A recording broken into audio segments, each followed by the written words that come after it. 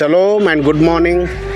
పరిశుద్ధులైన పరమ తండ్రి పిల్లలందరికీ, నా ఆత్మీయుల అన్నలకు, అక్కలకు, తమ్ముళ్ళు, చెల్లెమ్మలు, యవనస్తుల పిల్లలందరికీ ఉదయకాల శుభవందనములు. కృపావాక్యం, ఈ దిన కృపావాక్యం చూసుకుందాము. యెషయా గ్రంథము 54వ అధ్యాయము 13వ వచనము. నీ పిల్లలందరూ యెహోవా చేత ఉపదేశము నొందుదురు. ఎంత గొప్ప శుభప్రదమైన వాగ్దానం ఇది. పరలోకపు తండ్రి సెలవిస్తున్నాడు, నీ పిల్లలందరూ భూమి ఆకాశం కలిగిన సృష్టికర్త యెహోవా చేత ఉపదేశం పొందేదరని. మరి తల్లిదండ్రులైన వారు వారి పిల్లలను ఏ విధంగా పెంచాలి?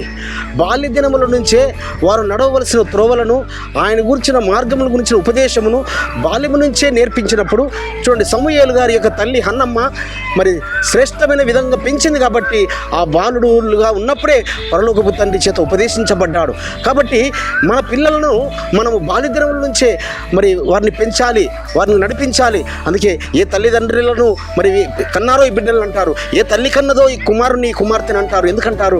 ఆ తల్లి పెంచే విధానాన్ని బట్టి, ఆ తండ్రి ఉపదేశించే ఉపదేశాన్ని బట్టి. అందుకే తండ్రి ఆజ్ఞాపిస్తాడు, తల్లి ఉపదేశిస్తుంది. మరి నేను యవ్వనంలో అడుగు పెడుతున్న రోజుల్లో మా అమ్మ నాకు సెలవిచ్చిన మాట బాగా గుర్తుంది. బిడ్డ, నేను ఎవరైనా యవ్వనస్తురాండ్రు, అమ్మాయిలు కానీ స్త్రీలు కానీ, నిన్నేదైనా చెడు మాటలతో నేను లోపరుచుకోవాలని చూస్తే ఆమెను నీకన్నా పెద్ద ఆవిడైతే అక్క అని పిలువు, నీకన్నా చిన్న ఆవిడైతే చెల్లెమ్మ అని పిలువు. ఆమె యొక్క చెడు యోచనల నుంచి నీ మాట మార్చివేస్తుంది. అదేవిధంగా మా తండ్రి, మా నాన్న, మా ఫాదర్ కూడా ఏం చెప్పాడు అంటే, ముందటి నాగలు ఎలా నడుస్తుందో వెనుక నాగళ్ళు అలా నడుస్తాయి. మరి కొన్ని ప్రాంతాలు అరకలు అంటారు. సో ముందటి అరక ఎలా వెళితే అలా. అంటే మా తమ్ములు కానీ మా చెల్లి పొరపాటు చేస్తే నన్ను దండించేవాడు, నన్ను శిక్షించేవాడు మా నాన్న. ఎందుకంటే నీవు చక్కగా ఉంటే వెనకాల ఉన్న నీ తమ్ములు, నీ చెల్లె చక్కగా నడుస్తుందని సెలవిచ్చేవాడు. కాబట్టి తల్లిదండ్రులు ఏ విధమైన ఉపదేశాన్ని ఉపదేశిస్తారో బిడ్డలు ఆ విధమైన చక్కని మార్గంలో నడుస్తారు. వారు పెరిగి పెద్దవారైనప్పుడు ఆయన చేత ఉపదేశించబడతారు. ఎంత గొప్ప భాగ్యము ఆయన చేత ఉపదేశించబడము. మరి యోసేపు గారు బాల్యదినముల యందు వారి తల్లి పెంచింది కాబట్టి చక్కగా తను పెద్దవాడైనప్పుడు యెహోవా చేత ఆయన ఉపదేశించబడ్డాడు. అట్టి కృప ఆయన మనందరికీ అనుగ్రహించును గాక.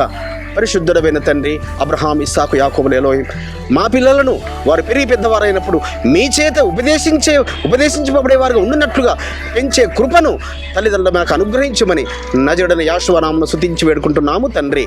మన రక్షకుడును విమోచకుడును నజరేయుడైన యెహోవా మెస్సీయ దివ్య సముఖము నుంచి మీకును మీ కుటుంబములకును శాంతి, సమాధానము, కృపయు మెండుగా కలుగునుగాక. ఈ దినమంతా మీరు ధ్యానించుకోండి. మా పిల్లలు ఆయన చేత ఉపదేశించబడాలని మరి ఇది అందరికీ షేర్ చేయండి. మీరు దీవించబడండి, దీవెనకు అనేకులను పాత్రలుగా చేయండి. హల్లెలూయా.